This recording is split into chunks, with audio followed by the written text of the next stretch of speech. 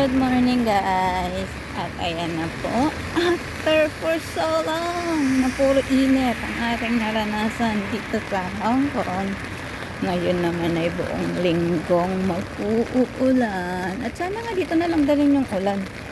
Pag na dyan sa Pinas at kawawa na ang ating mga kababayan. Lalo na yung mga sa barangay po. Grabe, lubog na sila doon. Iba pang bayan sa Bataan, sa Bulacan, sa Pampanga. May mga kawawa naman sila. Sana nga po maayos na yung mga daanan ng tubig sa Pilipinas para wala nang bahang maranasan ng ating mga kababayan. Ayan, dito naman tayo ngayon sa sa Hong Kong.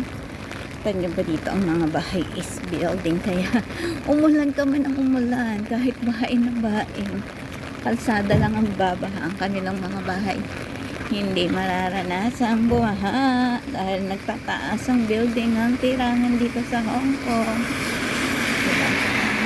Yan, ganyan, dahil napakamahal po ng parking fee dito. Mostly may mga sasakyan yan sa gilid lang sila ng kalsada nagpa-park. At kapag may pulis, mabilis ang baba para umalis kasi ang mahal din ng illegal parking fee. At saka mahigpit talaga sila dito. Nababawian talaga ng lisensya. Not like sa Pilipinas, pasaway. O, diba? So, ako ay bibili ng parsley dahil magluluto ako ng lugaw. Yung lugaw babaunin niya ng alaga ko. Yan tayo ay lakad-lakad. Actually medyo malamig ang panahon. And then pero yung naman na tapos na summer dito. Yung ba sunod ng summer? Spring. Ito yung pinakapangit na panahon. Puro basa, wet weather. Ma-moist. Maamag sa mga dingding. So always need magpunas-punas. Ayan, ayun, school yan nandito tayo sa pangmalakasan baga, pangmalakasan. Yan, tatawid tayo, punta tayo doon sa shopping mall. Nasa baba, nasa ground floor ang fresh market.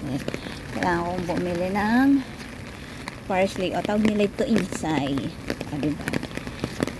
Pagka tayo ng insay kasi nilalagay ko yun sa lugaw. Actually masarap siya. Wala nga lang akong dried scallop na o kaya wala tayong ilalagay ko. Hindi, karne at luya lamang po ang ating para sa lugaw. Wala tayong dried scallop So yun lang guys, ingat-ingat.